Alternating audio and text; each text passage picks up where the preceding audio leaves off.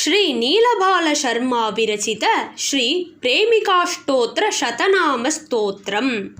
मन्तस्मेरमुखं दरे दरतयोत् पुल्लायताक्षं लसत् गोपीचन्दनमं च शोभितुलसी मालं प्रसादोन्मुखम्। शिष्टं ज्ञानिनमात्मसद्गुणनिधिं प्रेमालयं प्रेमदं कृष्णप्रेमिकसद्गुरुं प्रतिदिनं प्रेम्णा हृदा भावये। श्रीकृष्णप्रेमिकप्रेमी प्रेमिकेन्द्रश्च भावुकः भवश्रावणरोहिण्यां जातो शङ्खपुरीजनुः। श्रीमद्वेङ्कटरामार्य तनयः पार्वतीसुतः तातपादातीतवेदः कृष्णसूरीकुलोद्भवः। आजन्म पण्ढरीनाथ भक्तसद्गुणसागरः श्रीनिवास आराधकश्च श्रीराम कुलदैवतः। वेदवेदान्तीतिहास पुराणगम पारगः पदवाक्यप्रमाणादि पारगः सर्वसारवित्। काव्यनाटककृद्भाष्य पुराणादिनिबन्धकृत् लक्षाधिकग्रन्थकर्ता नैकसाहस्रकीर्तनः। नानाभक्तकथोद्गाता नानाभाषनिबन्धकृत् श्रीवृन्दावनमाहात्म्य श्रीभागवत तत्त्ववित्। कृतनानाभक्तकथा श्रीमद्वैष्णवसंहितः चित्रशिल्पादिचतुरः स्थापत्यादिविशारदः।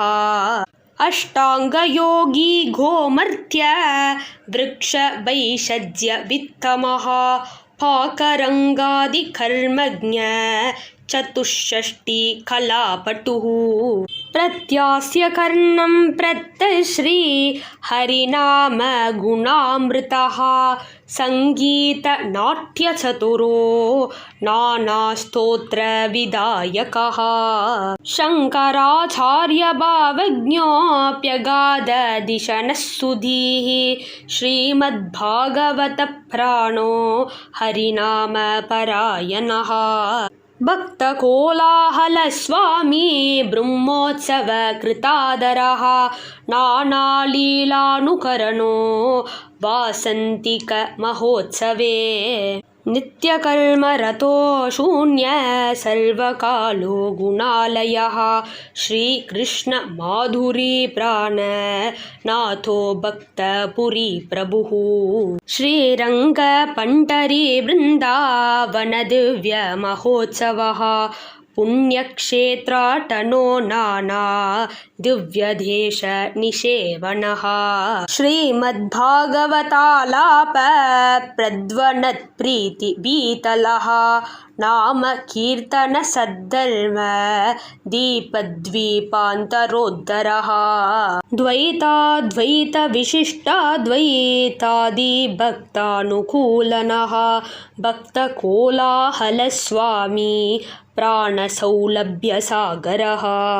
आभालगोपप्रणयो विद्वज्जनमनोहरः भक्तसाम्राज्यसिन्धुर्नाम नर्तनलालसः।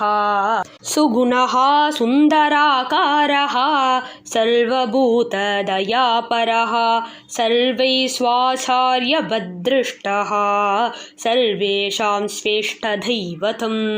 कलिसन्तापहृद्देव सुखदो नैकजोऽग्रजः ज्येष्ठश्रेष्ठप्रेमभक्ति रसधो मधुरः सुहृत्।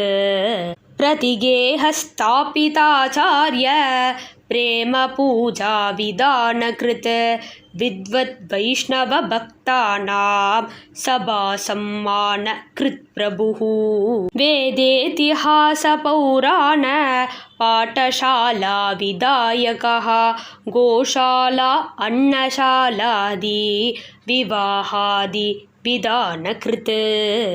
देवालयार्चकादीनां पोषणो भक्त भक्तसङ्गराट् स्वानुभूत्या हरिगुणगानबोधनभावुकः आबालवृद्धचेतो हृन्नारीगणमनोहरः अहर्निशं जगत्क्षेम कानलसप्रभुः ज्ञानवैराग्यनिलयो निरपेक्षो निरञ्जनः शिष्टो भक्तोत्तमो ज्ञानी गृहस्थोत्तमयोगवान् गोपीचन्दनफालाढ्य तुलसीमणिभूषणः शिखायज्ञोपवीतादि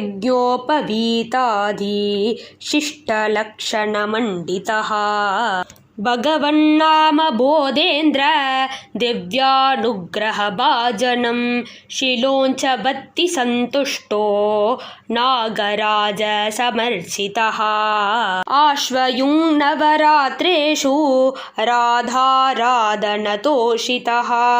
धनुर्मास महापूजा कीर्तन बलिकीर्तनः शरदृतौ पूर्णिमायां रासोत्सवमहोत्सुकः माघकृष्णचतुर्दश्यां पण्ढरीनाथपूजकः श्रीरामनवमीकाले रामाराधनवैभवः वृन्दावने जगन्मोहनस्य दिव्योत्सवोत्सुकः एकादश्युपवासादिव्रतेन हरितोषणः नीलबालार्चिताम्बोज दिव्यपादमनोहरः इति श्रीनीलबालशर्मा विरचितं श्रीप्रेमिकाष्टोत्तरशतनामस्तोत्रं सम्पूर्णम्।